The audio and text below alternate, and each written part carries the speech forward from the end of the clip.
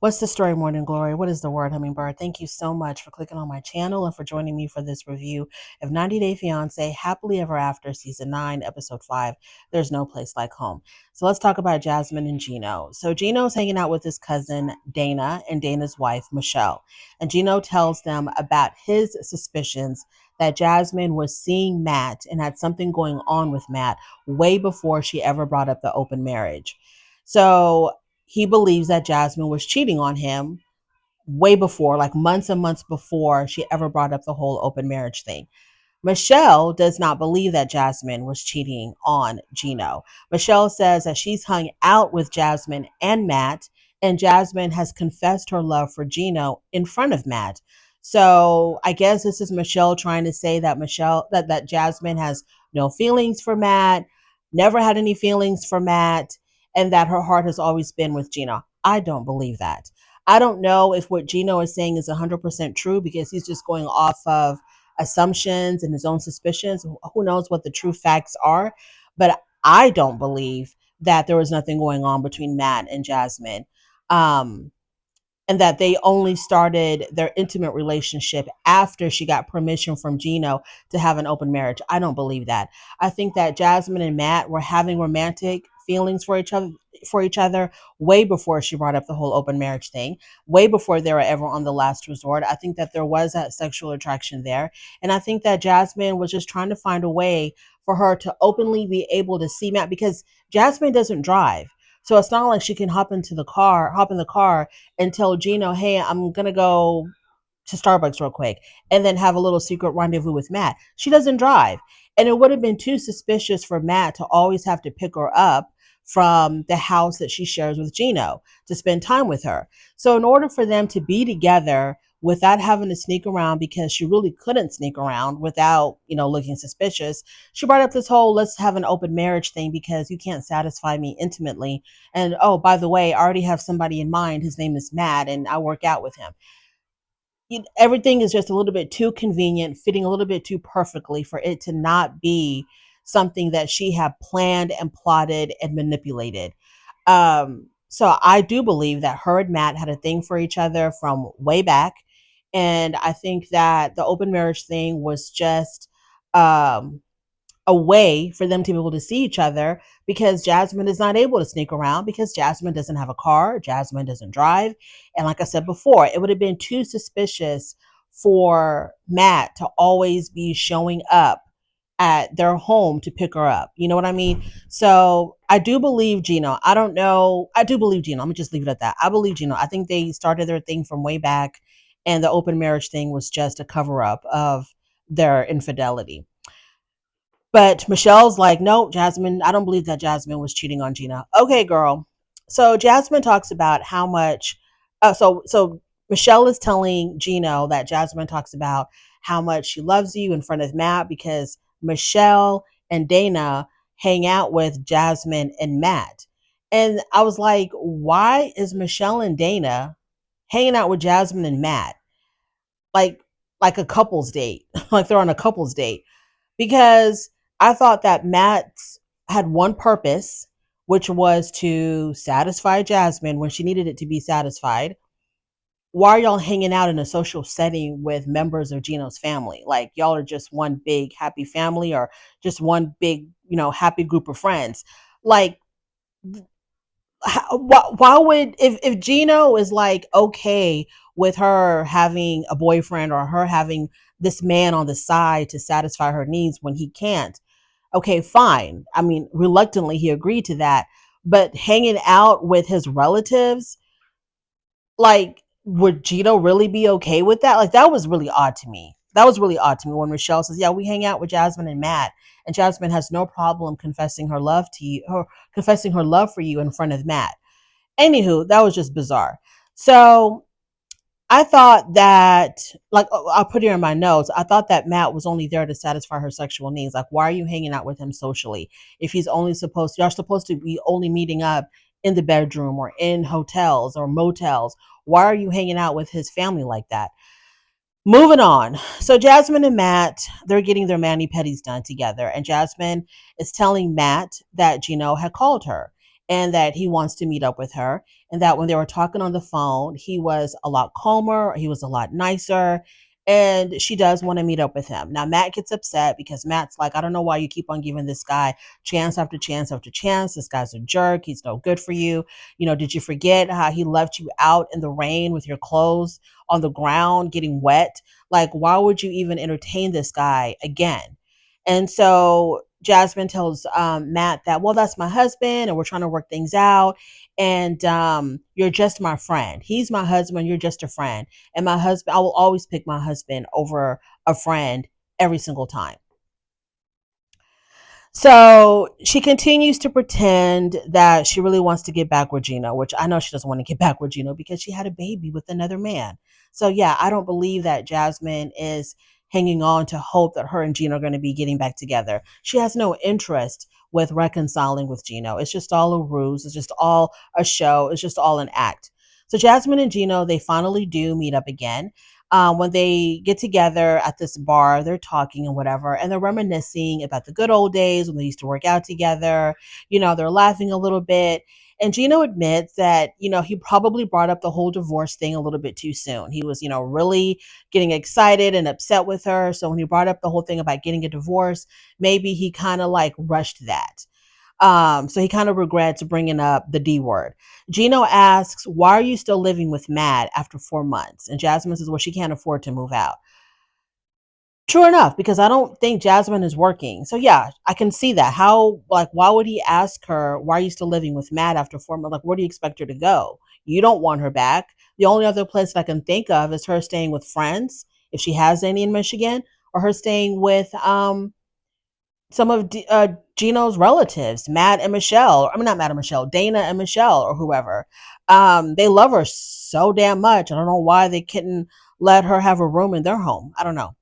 So Jasmine says, well, she can't afford to move out. Gino wants to know what's really going on between her and Matt. He wants the real deal Holyfield story about her and Matt.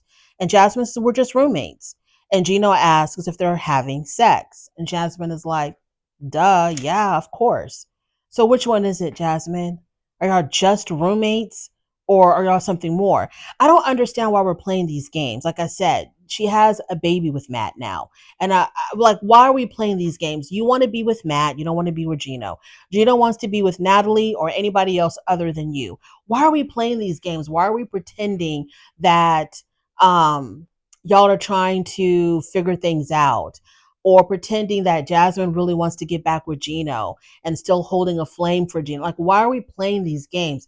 This is why it's so frustrating to watch Jasmine and Gino, because it's nothing but games. It's nothing but nonsense. It's nothing but BS. Jasmine has a baby with Matt. She had no intentions of going back to Gino. Gino asks, when was the last time that they had sex? Jasmine didn't answer that question. Jasmine then asked him, what did he want? Like, what do you want to do now? Moving forward, what the hell do you want? He tells her that he's interested in Natalie. He says that, I had a good time with Natalie in Las Vegas and she made me feel really good. She made me happy. And Jasmine kind of rolled her eyes and she was like, yeah, for those whole entire 3 days that you were in Las Vegas. He tells her that he's invited Natalie to come to Michigan and he wants to introduce Natalie to his family. He also goes on to tell Jasmine that he kissed Natalie and that the kiss was very nice, was very passionate. And Jasmine now gets upset. And she's like, why are you throwing this in my face? I wouldn't do that to you. I wouldn't give intimate details about me and Matt. Why are you giving me intimate details about you and Natalie? But Jasmine has forgotten that so many times in the past, she has told Gino how her past boyfriends or other men have satisfied her sexually way more than Gino ever had. She was always throwing in his face how other men were just better in bed than Gino, that they satisfied her better than Gino. She constantly would put that in his face. I guess she forgot about that. Now she's playing Little Miss Innocent, like, so it's okay for you to kiss her, but it's not okay for me to be with Matt. Girl, he's kissing her because you're with Matt. What are you talking about? He's doing that with Natalie because you're doing this with Matt. You started this. Like, I don't understand what's going on with these people. So Gino was telling Jasmine, well, now that you broke the rules of their open marriage agreement, he can go do whatever the hell he wants to do. He doesn't have to like, stay at home by himself waiting for her to come home after she's done being with Matt. And I don't know why Jasmine is trying to be like, I can't believe you're doing this to me, Gino. I can't believe you're like, what do you want him to do? You're having sex with a whole nother man. And even though, look, y'all, this whole open marriage thing, I don't get it. I really don't get it. I don't understand like how this can help anybody unless both parties are openly seeing other people. Like I don't understand how it can work if there's one reluctant partner, i.e. Gino. He's not happy about the open marriage. He can't do what he needs to do to satisfy Jasmine, but for sure he doesn't want her with other men. So he reluctantly agrees to this open marriage thing. So she's going out having a great time with Matt, and he's supposed to be I don't understand how this could work. Why she would think that this could work, like her being with another man who's younger, more attractive, more energetic than Gino. Like, why would he be like completely okay with this?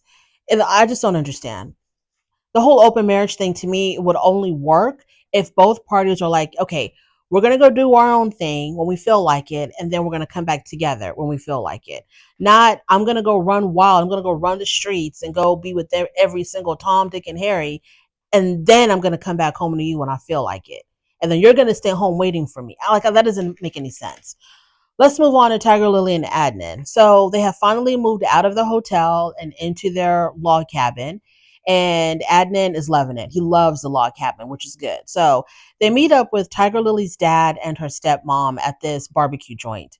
And the stepmom tells us in her confessional that when Tiger Lily first told them about Adnan, she automatically thought that Adnan is using Tiger Lily for a visa. So then, but I guess I don't know. I'm assuming her opinions of Adnan is changing. I don't know. So they all sit down at the table and they're talking about Tiger Lily converting to Islam. And her dad says, well, if you're going to convert, you're going to have to make a lot of changes, including how you present yourself, because she's going to have to be covered up. And Tiger Lily tells her parents that the fact that her husband wants her to cover up, she sees it as a good thing because it means that he's looking out for her. Tiger Lily and Adnan in their confessional, they're talking about Tiger Lily converting. And Tiger Lily's telling him in their confessional, she's telling him that, hey, it is a big deal for someone to convert to another religion. I have to change my entire belief system. Everything that I've adhered to, everything that I've believed, I'm gonna have to like wipe that out and take on a whole nother set of beliefs. And that's not easy to do. And Adam is like, what do you mean it's not easy to do? What are you talking about? Why are you making this a bigger deal than what it is? Well, why don't you try to convert, Adnan, and see how easy that is for you? Oh Lord, this episode was rough. Brandon and Julia. So Brandon and Julia are hanging out with their friends at the beach, and one of the couples has a baby, and this baby has gravitated towards Brandon. So Brandon's playing with the baby, and Julia's looking at her husband playing with the baby, and it gets her all emotional because of the fact that she was told in Russia that she couldn't have children. So it's difficult to see how happy her husband is when he's playing with the baby, and she can't give him that. So then this encourages her to go and book that appointment for her second opinion on her fertility. So the next time that we see Brandon and Julia, they're at the doctor's office and the doctor's examining Julia, and the doctor tells her that there are some issues with her uterus. There are polyps and there's also some adhesion in her uterus. And so this is not good because the polyps and the adhesion will make it difficult for a fertilized egg to implant. And not only that, it will make it very difficult for the sperm to go and find the egg. So the doctor says we're going to run some more tests, and you're going to be consulting, I guess, with a fertility specialist or another doctor for us to try to get more answers on what needs to be done. So the prognosis did not go as well as they were expecting. There are some issues there, but hopefully these are some issues that can be fixed. I don't know what else to say about them other than good luck, Brandon and Julia. Moving on to Darcy and Georgie. So Darcy and Georgie have finally arrived in Bulgaria. This is going to be their time to finally have a honeymoon and to also obviously spend time with Georgie's family. So they go out to dinner, their first night in Bulgaria, and they're talking about Darcy meeting his family. And Georgie is worried if Darcy will meet his parents' expectations. And he's explaining to Darcy that, look, my whole entire life, my parents have had very high expectations of me because I was like this genius kid. I was really good at math. I was entering all of these math competitions and crushing them. So my parents had very high hopes for me. And everything about me, they have high expectations, including who I choose to be my wife. And so Georgie then reveals to her, because I think Darcy asked, well, what have you told your parents about me or something like that? And he was like, well, not much. I don't really talk about my parents. I don't really talk to my parents about you. I don't tell them the good, the bad, or the ugly. I just don't really talk about it. So then Darcy interprets this as Georgie being embarrassed about her, embarrassed of her. And she's like, so you're embarrassed of me, right? Is that what you're saying? You're embarrassed of me? That's why you haven't told your parents about, how great we are together. And, we have this great marriage and all the good things about our marriage. You don't tell your parents about that because you're ashamed of me. And he's like, no, we're just not on that level. Me and my parents are not on that type of, so we don't have that type of relationship where I'm going to divulge all of my marital issues, whatever they may be, to my parents. We just don't have those kind of conversations. And so the dinner ended badly. Darcy was once again offended and being ultra sensitive. And I'm like, girl, look, I don't mean to be like, what's the word? I don't want to generalize. Okay. I'm not trying to generalize. I know that every culture, you have all types of people. It's not just a blanket, like everybody's the same. But my understanding, and this might be because of stereotypes, my understanding of Eastern Europeans is that they're very blunt. They get to the point. They don't sugarcoat. You know exactly what an Eastern European is thinking and feeling. You know exactly where they stand on everything because they're very vocal about their beliefs. And so, and they'll tell you how it is. They're not going to sugarcoat anything. Like when he was telling her, you're going to look like a damn whore dressed like that in Bulgaria. People are going to think that you're a prostitute. Like he didn't sugarcoat it. He wasn't trying to tiptoe around the issue. He told her straight. So, Darcy, if you are this ultra sensitive, maybe you shouldn't be hooking up with Eastern European men. Okay, maybe you should be with like a French man or an Italian man, the men who are more about romanticizing everything. I don't know. I don't know what to tell you, Darcy, but your sensitivity and his brashness, how what's the word? How abrupt he is, or how um just how he just tells you exactly what's on his mind. I don't know if that's going to work out. I really don't know if that's going to work out. I just don't understand how that's going to work out. Can y'all tell I'm struggling? Because I struggle to watch. Jovi and Yara. Oh my God. Jovi and Yara. Why? Why are y'all here? Why are y'all here? I don't want to watch on my television. I don't want to watch Yara trying to start her puppy couture business, whatever the hell this is. I don't care. If I read about it, in the blogs here and there, fine. I don't want to sit in my living room on a Sunday evening watching Yara talk about her business of dog accessories. That's not interesting to me. Not at all. So Yara is picking up Jovi from the airport and she surprises him with a dog. And it's like, okay, it would make sense that you would have a dog, sweetheart, because you are going to go into the dog business, the dog accessory or the dog couture business. So it would make a lot of sense if you had a damn dog yourself. So she bought a dog, and the next time that we see them, she meets up with Lauren, of all people. And Lauren is supposed to be taking some professional photos of Yara and her accessories and her dog for her to post on her business website. But Lauren is not a professional photographer. And so the photos were a whole chop. It was an entire chop, a big fail. The photos were horrible. They were hideous. They were ugly. And Yara basically told her, she's Eastern European, right? She basically told her, yeah, I don't like this. This is not good. And Lauren's excuse is that I'm tired. I've been running around after the kids and you're a mom, Lauren. You wanted to have these children. You kept on begging your husband to have more and more kids. Like, what are you complaining about? Why don't you get a nanny? Because the last time that we saw Lauren and Alexi on whatever show it was, whatever franchise it was, I don't even know, 90 Day Fiance, something or other, she was complaining about she needs help with the kids and the kids are exhausting her and the kids this and the kids that. Girl, get a nanny and be done with it or put up with it. So she's telling Yara, yeah, I'm so tired, I'm so exhausted, as though that's an excuse for her horrible photos. I've been running around with the kids, and she says something about how Alexi told her that she needs to be more feminine. What? And Yara's like, from the outside, Lauren and Alexa look like the perfect couple. Do they? Yara, do they? And number one, does Yara even care? Like, Lauren and Yara are just the oddest pairing. Yara, she's all about fashion and name brands, and she's like an influencer, right? She's like an influencer. She's all about taking pictures and selfies, and she thinks that she's an entire brand, and she wants to present a certain image of herself, you know just that. And then Lauren, she's running around haggard from these kids, running after these children all day. And she talks about how, sometimes she doesn't take a shower and she doesn't take care of herself because these kids have her running crazy. I just don't understand why we're watching Lauren and Yara together. They don't look like genuine friends. And the fact that, like, I'm like, there's no way in hell Yara would have Lauren take professional pictures of her for her website. It just would not work.